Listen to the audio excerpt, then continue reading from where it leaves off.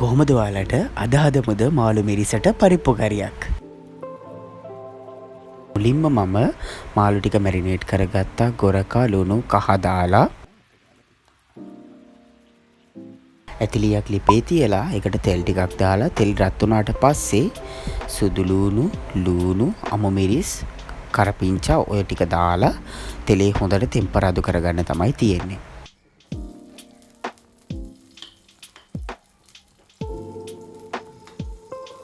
මේ වැඩේ කරගන්නේ අඩු ගින්දරේ. ඔයාලත් එහෙම කරලා බලන්න. එතකොට මේ ටික කර වෙන්නේ නැතුව අපිට රසට සුවඳට ගන්න පුළුවන්.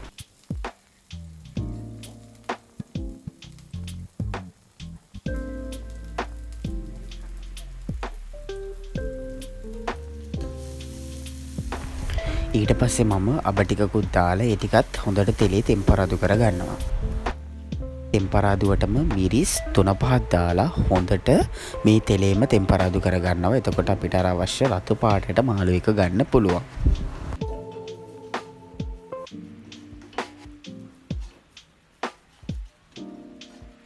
මේකට විශේෂ කොළබඩුවක් දාගන්න. මේක නම් මේ අපේ අම්මාගේ 3-5 වර්ගයක්. ඉතින් මේක දැම්මහමත් මාළු එක හරිම රසයි.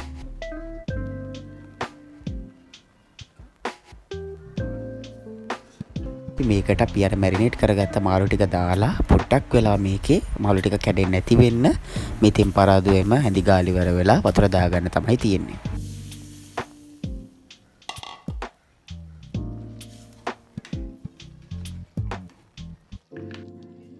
මාළු එක ටිකක් අඩු ගින්දරේ තැම්බෙනකන් අපි පරිප්පු එක හදාගමු. ඉතින් ඒකට අවශ්‍ය කරන කරපිංචා ලුණු සුදු ලුණු අමු මිරිස් තමයි තියෙන්නේ. ඊට පස්සේ ඇතිලියක් ලිපේ තියලා ඒකට හොදගත්ත පරිප්පු ටික දාලා වතුරක් දාලා අපි අර කපාගත්තු ටික දාගන්න තමයි තියෙන්නේ.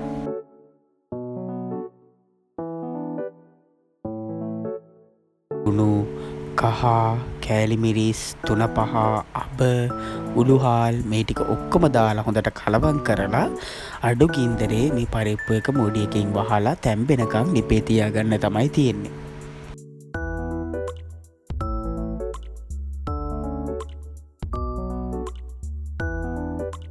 පේනවා නේද පරිප්පු එක කර වෙන්නේ නැතුව හොඳට තැම්බිලා තියෙනවා.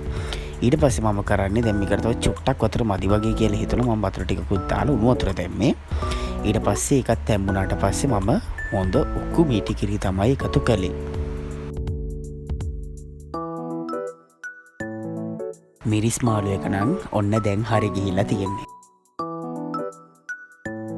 පරිප්පු එකත් ඉතිලා ඉවරයි. ඉතින් මම හාල් එකත් ගහගත්තා. කන්න තමයි තියෙන්නේ.